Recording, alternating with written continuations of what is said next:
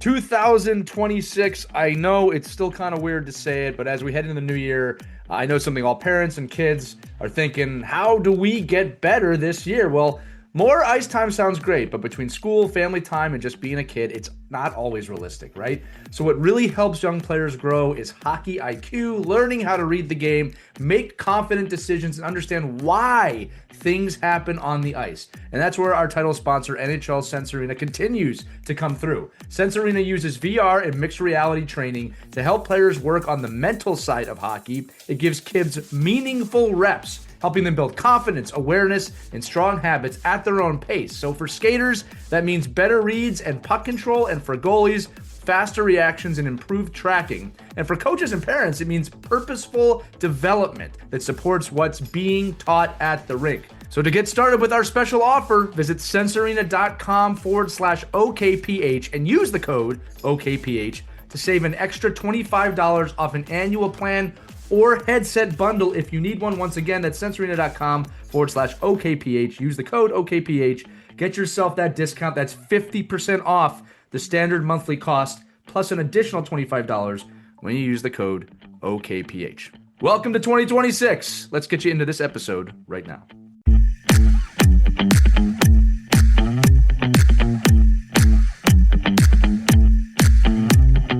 Hello, hockey friends and families around the world, and welcome to another episode of Our Girls Play Hockey. I'm Elias, joined by my good friend Hayley Scamurra, and today we're diving into one of the most requested topics. I'm not kidding about that. This is one that we see come up all the time, but it's one of those topics that's rarely discussed, and it affects almost every player and family at some point. So no matter where you're at on this, it's not even an issue, this topic. Listen to this episode. This is one of those, I'm telling you, people want to know more about it, which is body image, confidence, and the evolving definition of strength in girls hockey. And we're going to discuss strength training myths to nutrition misconceptions to the pressures of social media and how it affects everybody. And we're going to break down how we can all help young players see themselves as strong, capable, and confident athletes, which is, again, far more important than I think anyone realizes, talks about. That's why it's important to have these conversations. And remember, Hayley's lived this journey firsthand at every level, as a player, as a coach, as a parent, and as a dad of young kids myself. I know this is a topic that isn't discussed enough because I don't discuss it enough, but I know it matters, and it matters deeply to families everywhere. So let's get into it today. Hayley, I'm glad you're here. The first question, I mentioned it, right? You played at every single level now. Literally, you've played at every level a woman can play at, right? Mm-hmm. When did you first start noticing that female athletes face pressure around body image, and how did you personally navigate that while also focusing on your performance? I remember even when I was in like middle school, I would say, I always felt that like my body type was different than like the average girl. I'll never forget like trying to try on jeans for the first time. I could not find jeans that fit me, and it was the most infuriating and like sad process. And honestly, through college even, I still struggled with it at times in terms of the number on the scale and things like that, and how that equated to how I felt about myself. So honestly, to this day, even I don't even weigh myself. Like, I don't look at the number. It's all about how I feel. In terms of on the ice, in terms of off the ice, I base it solely off of that feeling. And I don't worry about the number on the scale. No, I love how specific that answer is, because it really isn't that complicated, right? At the end of the day, of how you approach it.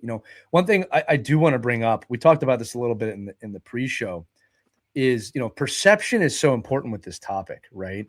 Whereas male, female, you're all going to perceive this a little differently. And the reason I kind of said what I said in the open about myself is that, you talked about fitting jeans, right? Well, most people I know, most guys I know, we don't care, right? Like, just give me the pants and I'll put them on. Yeah. And I think it's important that we kind of acknowledge that, like, okay, well, that's just my perception. It's not how it is for everyone. I never growing up would have thought about what you just said about these pants don't fit me right. And I'm conscious about that. And, there are certain, and again, this is always changing, but there are certain things about, oh, well, what weight are you? And what does that mean? And what body shape are you?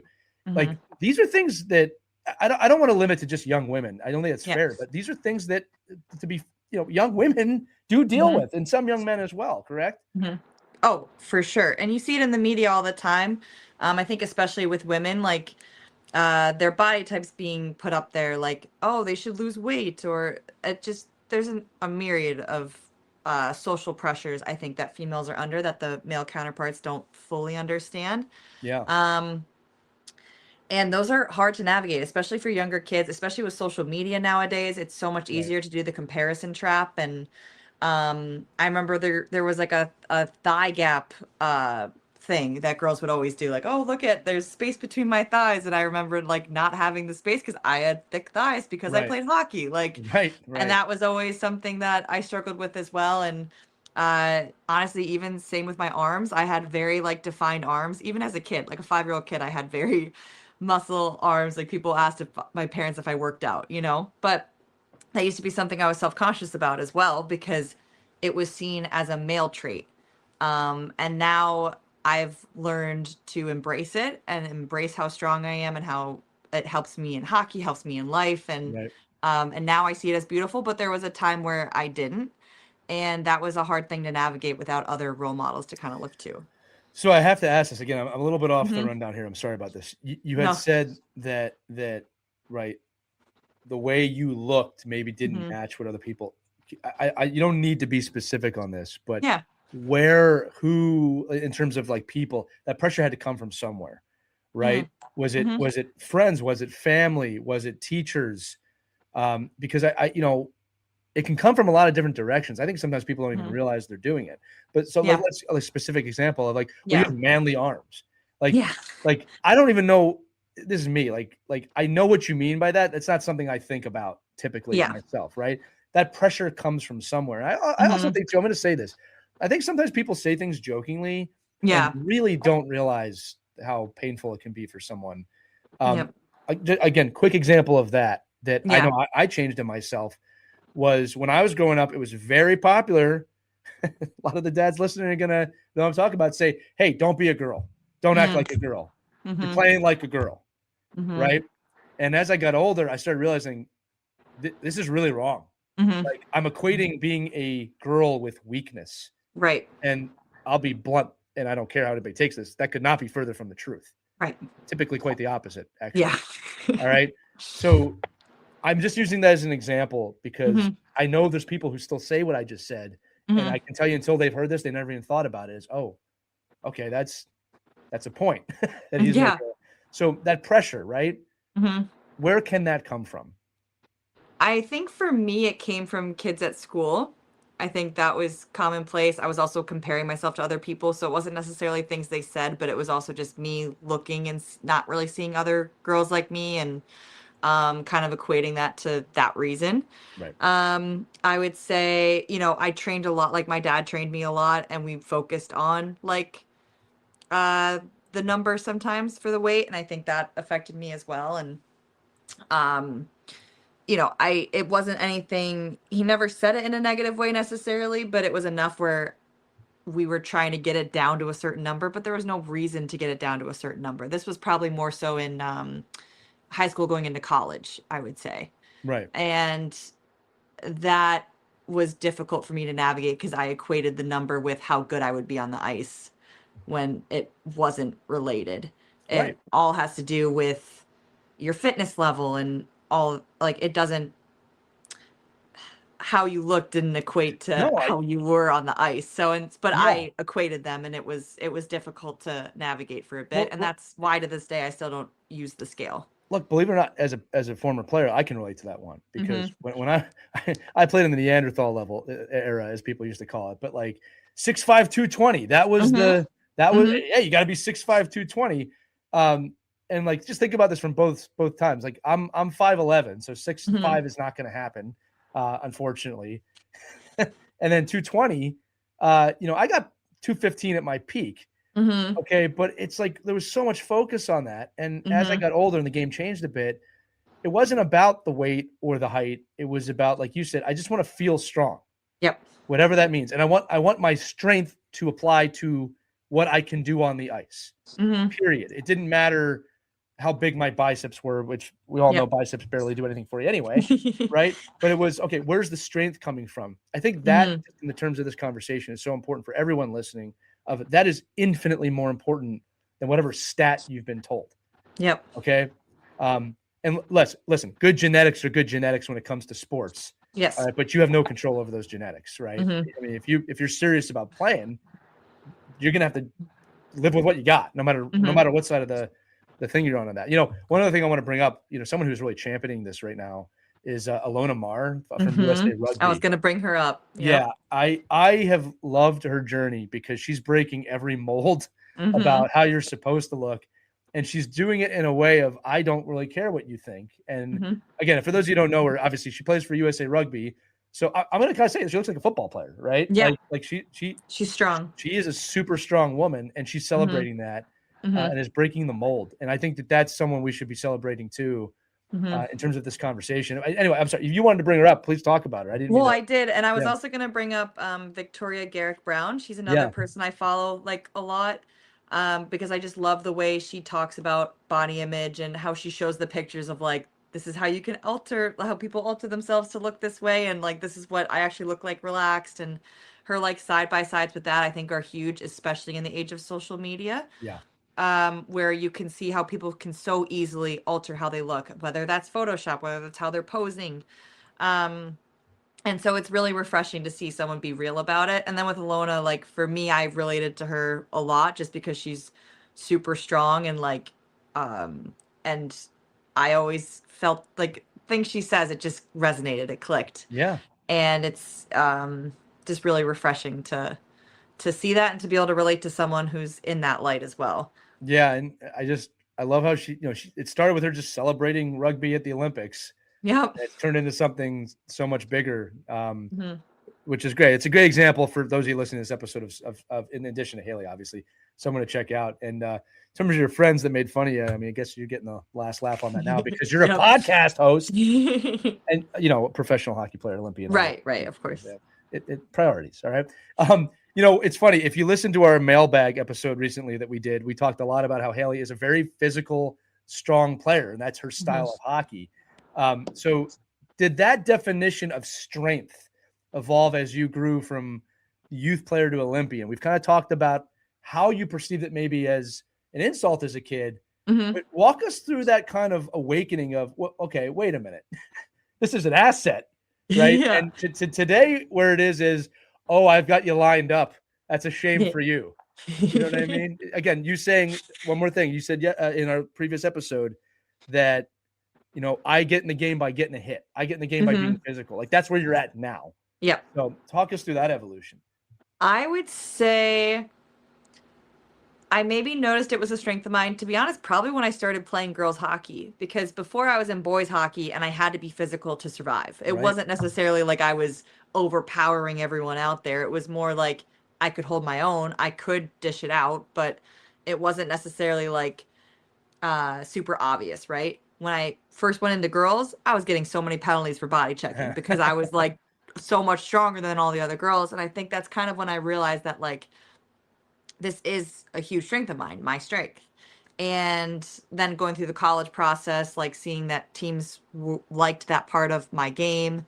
And then in college, it was also a huge asset for me and why I was so successful and each step since. And wherever I go, like that's the number one compliment I'm getting from teammates or from coaches is like, we love your strength. We love that you can out battle like everyone you're up against. And so I think it just kind of gradually became something that I was like, became more and more like ingrained in me that like my strength was a beautiful part of me. So that's a great answer. I love the way you just said that too, Hayley, because in your position, you've turned something that was essentially an insult into what makes you who you are as a hockey player. I mean, like without it, you're not probably where you're at. Yep. And that's not a shot at your drive or anything like that. It's just, that's an asset of who you are. I mean, that's really amazing when you think about it. You're making me think of a quick story. Many of you know, I coach a women's national team and I have one player I'm thinking of right now who is incredibly strong. And I think I've mentioned this to you off the air about how she is unbelievable at creating time and space with her physicality. Mm-hmm. And I told her that, and she had never been told that. Now I'm not patting myself on the back. What I'm saying is I was shocked because it was so obvious to me, right? Yeah. I was shocked that no one had told her that. Mm-hmm. And there was actually a mild bit of apprehension I could see when she said, well, what does that mean? Like, what does that mean about me? and I'm like, none of this is a judgment on you. I'm telling you that this is an asset that you have. Yeah. And it made me think for a minute of, wow, none of her coaches have ever, there's no way they didn't notice it. There's no way. Yeah. All right. Yeah. I mean, if they're serious coaches, there's no way. They just never said it. Yeah. I don't know. It's not a question there or anything like that. I'm just reflecting as a coach right now on things that I see that I think about. Mm-hmm. Like we have to be able to tell players things because you never know if they've never been told that. Mm-hmm. Right. I've said this even coaching pro. There's things I think to myself, oh, they have to know that they're pros, and you tell them and they've never been told ever.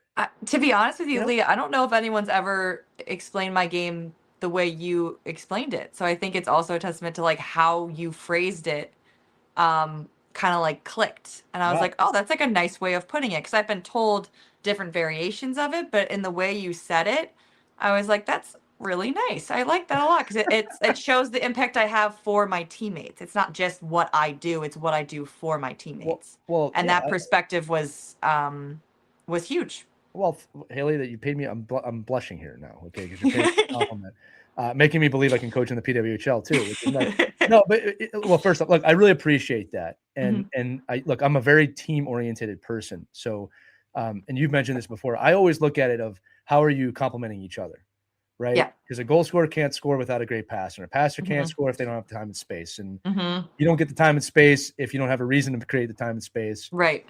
And on the other side of it too, it's like goalies aren't great unless they've got defensemen, Right. So I really appreciate you said that. And maybe that's something we all need to do a little bit better is describing that things. I mean, or I could just call you a goon, just, call you what you are. No, really, you threw me off there. Thank you for that compliment. That means you're welcome. Okay. We'll move on to the next question now before I start judging myself. There's still a myth out there. And this is an important one I'm going to say this too, for everyone, but specifically the dads out there. Okay. There's a myth that strength training will make girls too bulky.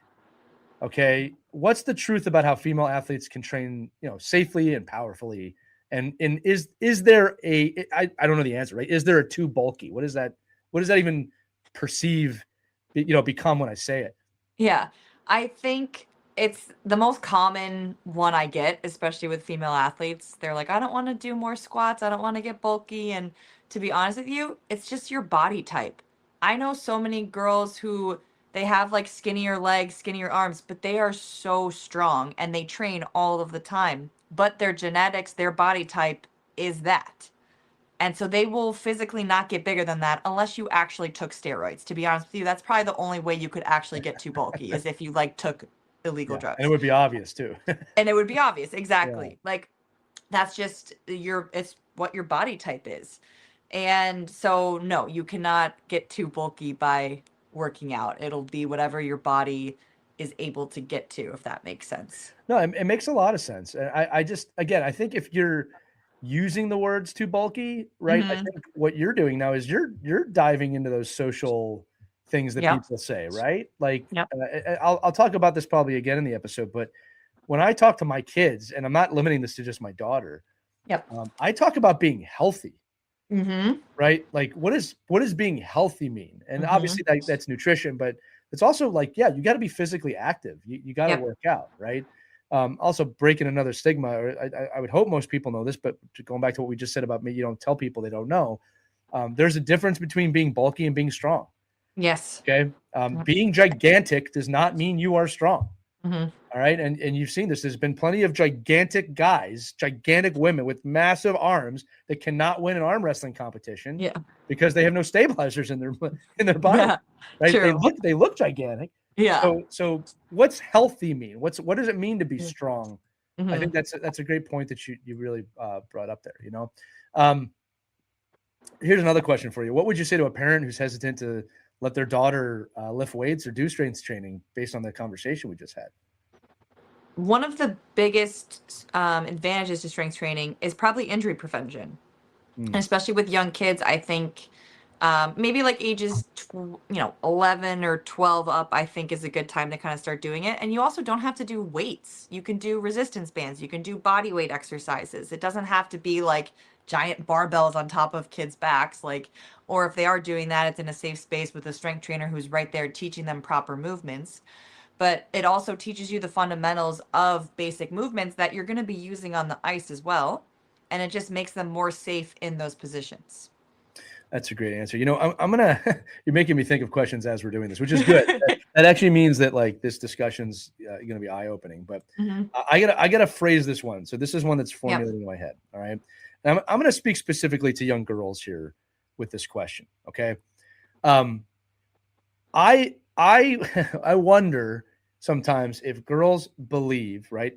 Okay, well, there's a certain body image I have to portray to attract people to me, whoever it is.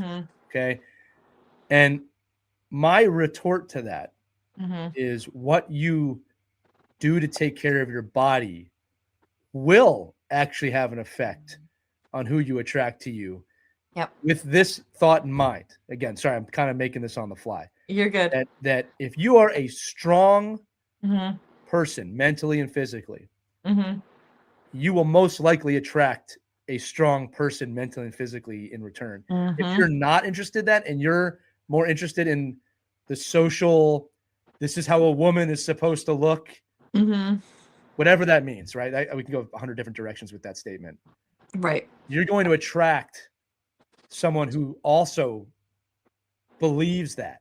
It doesn't mean they're a bad person. Like, don't get me wrong. I'm not saying that means they're sleazy or anything like that. But when at least for me, right? Growing up, I can say this. If I saw a woman who was strong and took care of herself, took care of her mind, that told me something. And that kind of is what I guess I was looking for. I don't know what else to say, right? I think my wife kind of fits into that, right? So my point is like, it's about you having confidence in yourself to create what you want to come at you. Does that make sense what I just said? It makes perfect sense. Yeah. And it's funny that you mentioned it, because that was kind of when you had asked me like where it came from for me. A lot of it was I felt like I wasn't getting attention from boys when I was in like middle school, high school. Right. And I thought it was because of that. I'm sure I also didn't have that self-confidence and things like that. Yeah. But that's what I thought, was the reasoning. And I think some maybe had said it, some didn't say, who knows? It's honestly stuff I don't really even think about anymore. It doesn't even cross my mind. Right. But it used to all the time. And that was like a factor that I had thought about for sure. And I'm sure there's other young girls listening to this who have felt similar. Well, and I got to say this too, like guys are exactly in the similar boat. Like now when I said about the pants before I meant, but when it comes to like how we look, we're super self-conscious at that age for the exact same reason. And I think that brings up this point. See, now I know where I was going with this. Help me discover it. Is that at the end of the day, especially in those kind of middle school, high school years, specifically the middle school years, I think everyone's kind of afraid. Yep. Okay. And I think that we don't talk about that. Right. And the truth is, especially if you're a young kid listening to this, boy or girl right now, I think that all of the apprehension is actually inwards. Like the thoughts that you're having, and you can comment on this too, Hayley, like the self-consciousness, that's the word I was trying to find, is all on you're doing that to yourself. You know why? Because every kid's worried about themselves. I even if they're making fun of you and judging you, that's just a sign of insecurity that they're worried about it too, right? So I think with that statement, like a lot of this stuff is made up, right, in our own minds, right? Because I'll tell you right now that I remember, again, we're talking a long time ago, but I remember worrying about what girls would think about me or what people would think about me, my friends. Like, do I look stupid? Do I look dumb?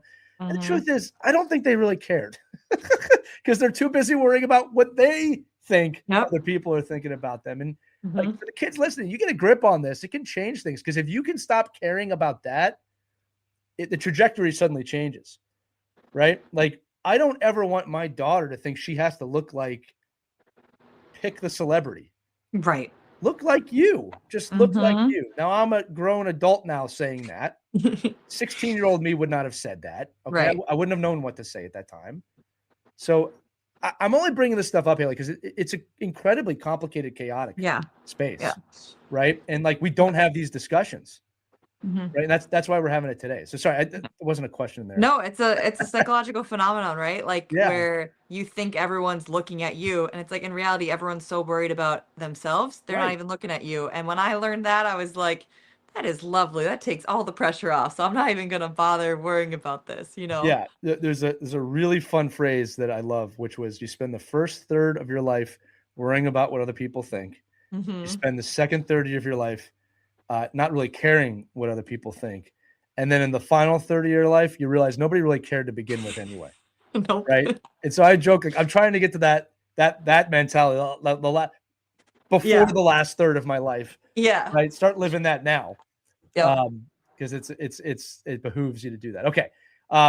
We kind of alluded to this question, which is good. You know, we talk about your online community. You coach and mentor so many young players, right? Mhm. What are some signs that a player might be struggling with confidence or body image? It's a really great question because we're talking about what's going on in the head. Yeah.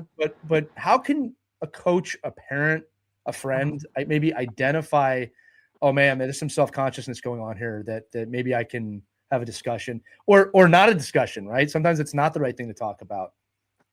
That's true. It might be a hard thing to tread on because, like, even just bringing it up could be a trigger in and of itself, right? Right. But maybe if they're just spending a lot of time on social media or based on who they're following, maybe if they're liking a lot of, pictures of people with like, what's the word I'm looking for?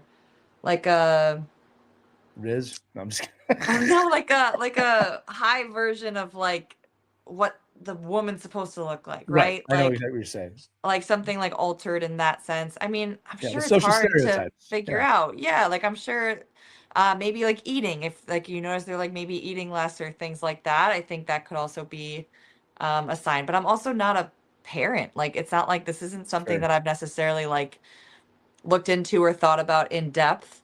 I mean, I think for myself, it was more so like the struggles with finding clothes that fit me. It was the struggles with people at school.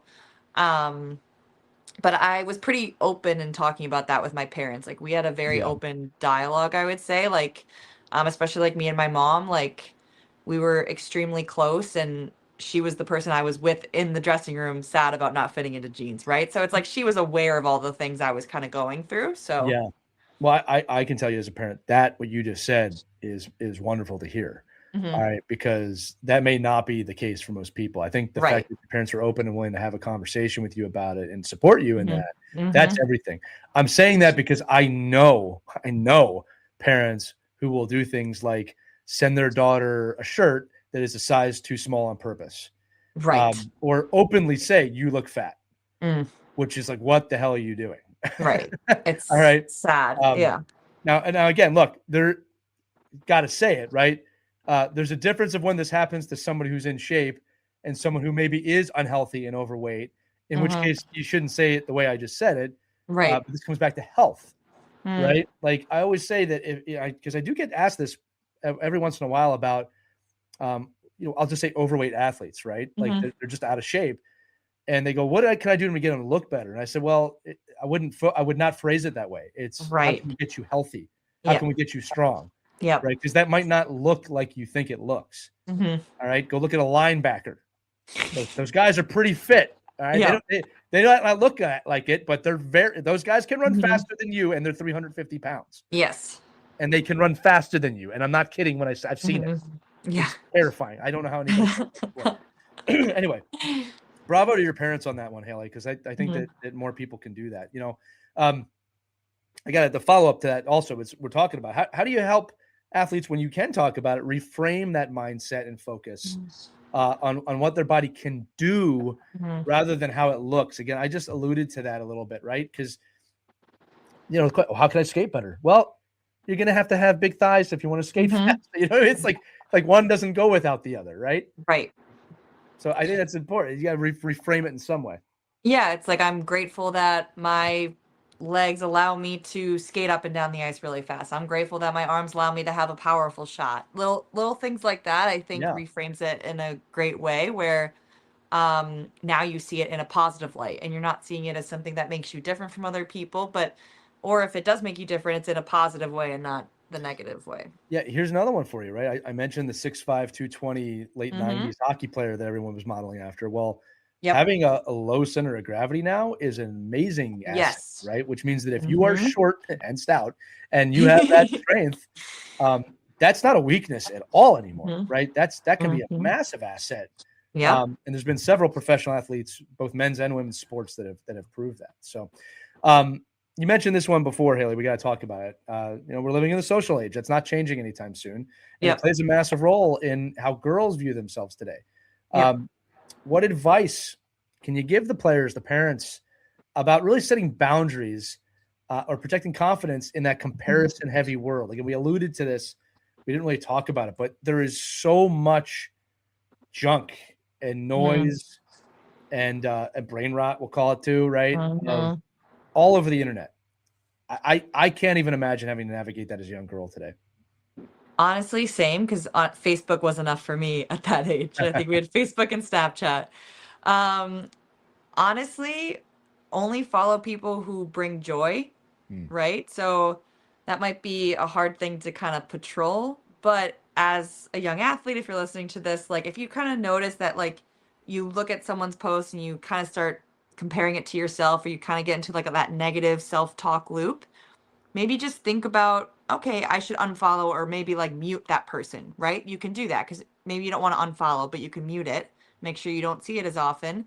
And then just be mindful of like kind of what thoughts are going through your head as you're scrolling and find people that you think positively of. Like I said, for me, that was like Alona Maher, seeing her stuff, like that brings me joy. It's funny to watch. It's something I relate to, and it's positive usually, right? So I think just focusing on that is huge for the social media age. Yeah, I got to say this. I love how you just put that. Kids, adults, Mm-hmm. your Yes. social feed is not reality. And a lot of people think it is. Mm-hmm. All right. And I can prove it to you. Go find a few friends that maybe you're not super duper close with and just ask, can I scroll through your Instagram or your feed? Mm-hmm. And you're going to see a vastly different reality than your own. And I'll give you a great example just right now. If you can't do that, if you were to scroll through my news feed, it's a pretty positive place. Now, I don't mean it's like la la la, the world's not, it's always wonderful. I'm saying I see the news, I see things that are happening, but my feed's a pretty positive feed. Like it's enjoyable, a lot of motivational stuff, a lot of funny stuff, a lot of music that I like. Where I've looked at people who are close to me, their feed, and you would think that the entire world is ablaze. Mm-hmm. Okay. Now, neither feed is the truth. I've got to make Mm-hmm. sure I'm sticking by what I said. My feed Mm-hmm. is not reality either, Right. but that is how I've chosen my feed to be because I don't think I could handle the world is on fire every single second of every day. Mm-hmm. It's not.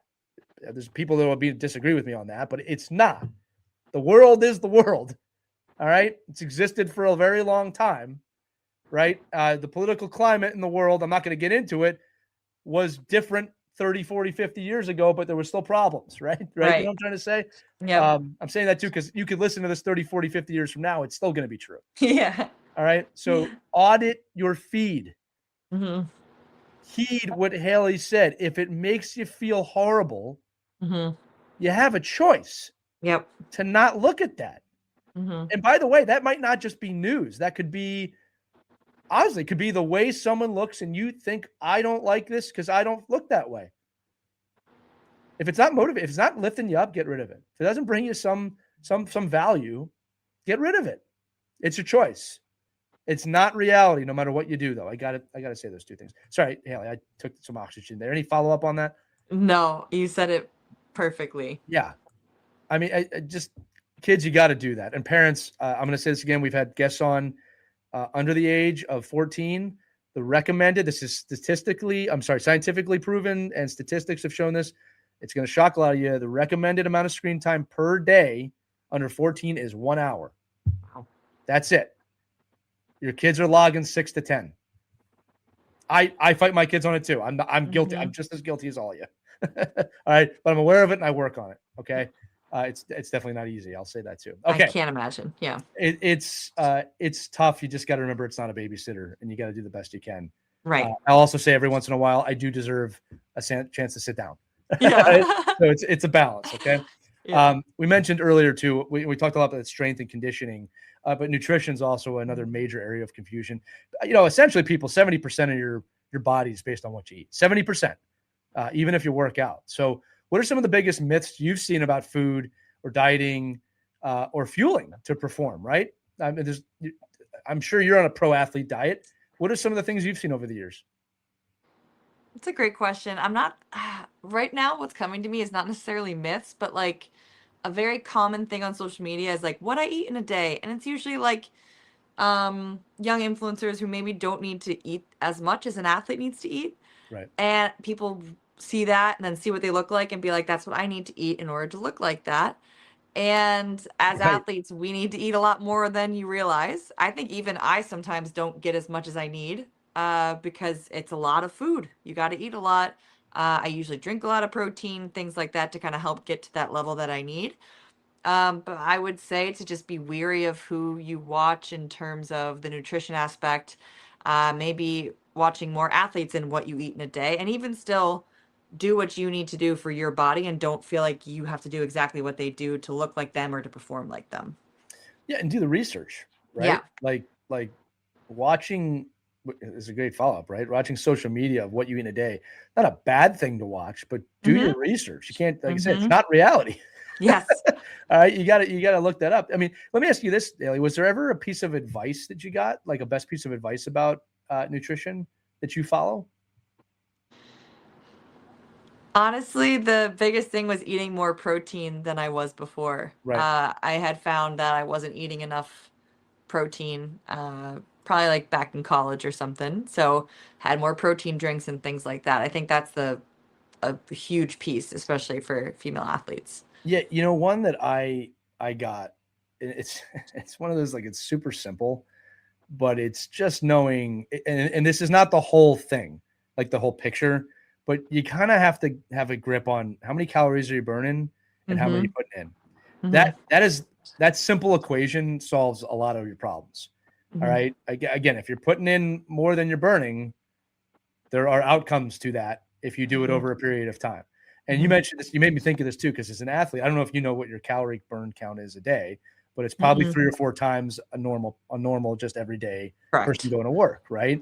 So you have to replace those calories. In fact, what's funny about pro athletes is you're actually far more in danger of dropping weight and gaining weight if you're not careful. For those of you who don't know, maintaining playing weight sucks. I mean, it's not easy. You and I have both heard it, right? Oh, it must be so great. You can kind of eat whatever you want, as much as you want. That is not the case. First off, cannot eat whatever I want. Yeah. Can eat what I have to eat. And again, when it's like, you need a certain amount of calories and you're not hungry, it's not that's not fun, right? It's not, you kind of have to walk around while you're eating. Yes. So anyway, that's the reality of being a pro. It's far better than some other aspects, some other ideas, but I wanted to say that. Totally. Well, Lee, for you as a dad and a coach, what have you learned about how, adults can talk to the younger players about confidence or body image in a way that's like positive and maybe not as awkward as it could be? Yeah, that's a great question. I'll say that a lot of times, going back to what I said earlier, I focus on what does healthy mean, right? And I use that word health a lot, right? Because especially with my kids, it's like, I want you to be healthy. I never say healthy means you look like this. Healthy means you're healthy, which means you're eating right, you're growing right, especially at that age. Like one of the lines I do talk to my kids about is like, if you want to grow, you got to eat healthy. All right. And that's super true. I always use the fish in the tank, right? If you don't feed and malnutrition your fish, they're not going to grow. But But if you put them in the tank, you feed them right, they're going to grow. Mhm. All right. Not that the human anatomy is the same of that of a fish, but the idea is there. So, I talk about health a lot. The other thing too is that I provide a lot of information. Now, I'm blessed that because I've worked in the game for so long, I have a lot of that information where I have the resources. But I try and lead by example. Like I want my kids to know I'm going to the gym, I'm working out, I'm on the bike, I'm eating healthy. I'm very matter of fact, not in a praise me, I'm eating healthy, just, I'm working out right now. Right. I want them to see that because I think they mimic the behavior that they see. That's really, really important. Right. Like I, I gotta say, like, if you're eating unhealthy in front of your kid and then telling them to eat healthy, it's just not going to work. I don't. It's not the right message. So I think that's part of it too. And then too, leading by examples. Look, my son's about to be 12. My daughter's 9. Next year, I plan to kind of start doing some more physical off ice, not weightlifting so much, but things to help them get stronger so they can get that habit. Like if I want them to build the habit, I have to help them build the habit, right? Like when they're younger, Haley, when you become a parent, you'll understand this. There'll be a lot of talk about the routine when they're 5, 6, 7 years old, right? They have to have a routine every day. Well, this is part of the routine is we're going to be physically active in some form.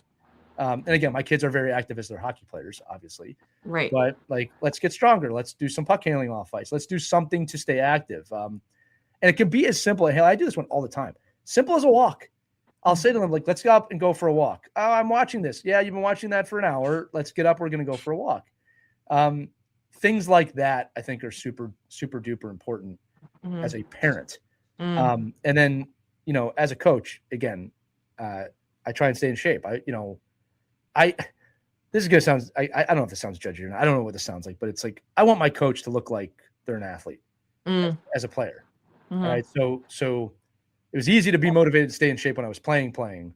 But one of the many motivations now, aside from being healthy, is that when I'm coaching kids, I want them to see I'm in shape. I work out, right? I'm healthy because it's important.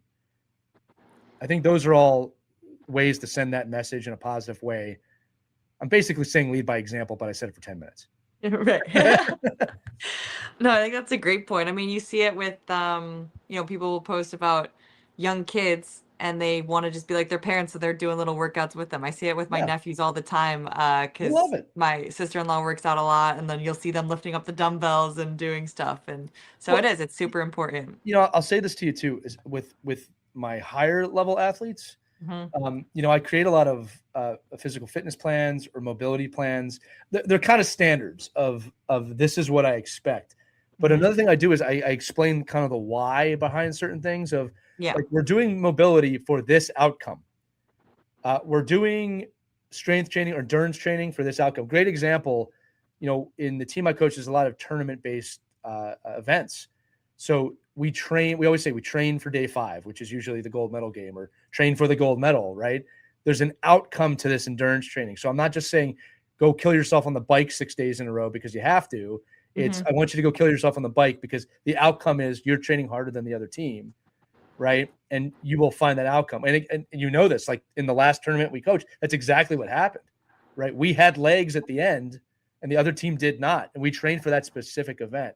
So I think that's just, I'd be remiss if I didn't say that in terms of a positive way of doing it. Totally.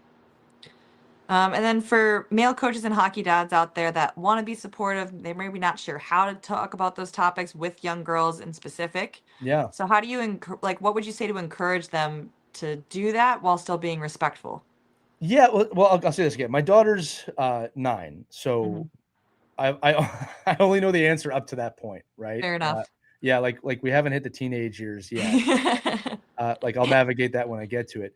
But I think the big thing I can say about now is I don't really treat her any differently than my son, and I don't treat my son any differently than her. Being healthy is being healthy, right?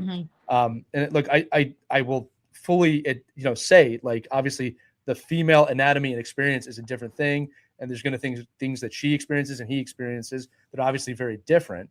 This is where it helps that my wife's a physician, but I'll say that up until this point, it's like this is what we do as a family, right? It's I think that's how you do it. Is there's not separate rules for her and separate rules for him in terms of health and fitness. All right. When it comes to your body and what your body does, that's a separate, to me, it's a separate thing, right? So you can tell me if I'm wrong on that, Hayley. It's a separate thing, right? Like when those aspects start happening, we'll have those discussions. Yep. I think that's a great point. Yeah. Well, and again, like there's no need to disrespect them. Like you mentioned about being respectful. It's like, I think the ultimate respect I can show my kids is just treating them, meeting them where they're at and treating them like my kids, plural. Yep. Right. And like, here's the other thing too. In your previous question, you talked about, making it positive, not awkward. Just as I'm thinking about it, sometimes it is awkward. Maybe that's okay. Like it's okay it's going to be awkward sometimes. Right. Like there's aspects of growing up that are awkward. So the conversations are going to be awkward. I think the bigger, especially for the topic of this episode, I think the bigger mistake is not having the conversation because it's awkward. Yep. Right. And I think that there's a lot of that going on too, of like, it's awkward. So they just don't have the conversation. Like it's going to be awkward at times, period. Yeah. So, this has been a really great episode so far, Hayley. We're almost done. Let's close on this, right? There's definitely a young girl listening right now, right? It's struggling with this. We've gone over a lot of things today, but what is kind of the unifying message here that you want her to hear directly from you about their body, their confidence, their strength, and where they're heading? My biggest message would be, I've been there too. You're not alone in it.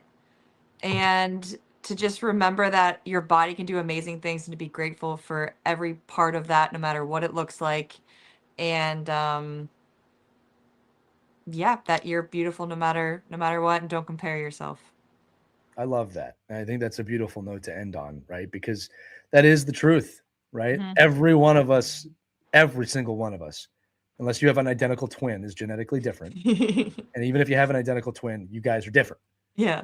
Right. So beautiful message. Hayley, this has been a great episode. And like I said, we talk about being awkward. There's some awkward things in this episode, but this is why we have to talk about it. I'm going to end it the way I started it by reminding everybody, this is one of the most requested topics. It's just not publicly requested in the sense of people talking about it. And I'm glad we had some time to talk about it today. And I do want to open it up to the audience too. Like we're just two people talking about this, right? Everyone's experience is different. Please email us if you have thoughts, more questions, you agree, you disagree, more advice that we can share about this topic. Email us at team@ourkidsplayhockey.com. Or as always, accompanying this episode in the show notes, there's a link. Just tap on it and you can text us directly. Just make sure you leave your name and where you're from, so we know who you are. So we can respond properly, right? We can only respond through the episodes on those. But Hayley, great stuff today. I really appreciate you taking the time to do this. Yeah, absolutely. It's a topic I'm very passionate about. And like I said, it was something I struggled with as well. And I've kind of finally come to a spot, and I'm 31 years old. So it's okay no matter what your journey looks like. I appreciate that. All right. That's going to do it for this edition of Our Girls Play Hockey. Hayley will return in future episodes of Our Girls Play Hockey as we continue to do this. But with that said, I'm Elias. We'll see you on the next episode, everybody. Have fun, work hard, get better, and we'll see you next time. Take care.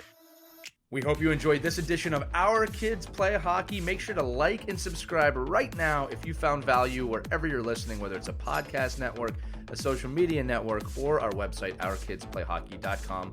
Also, make sure to check out our children's book, When Hockey Stops, at whenhockeystops.com. It's a book that helps children deal with adversity in the game and in life. We're very proud of it. But thanks so much for listening to this edition of Our Kids Play Hockey, and we'll see you on the next episode.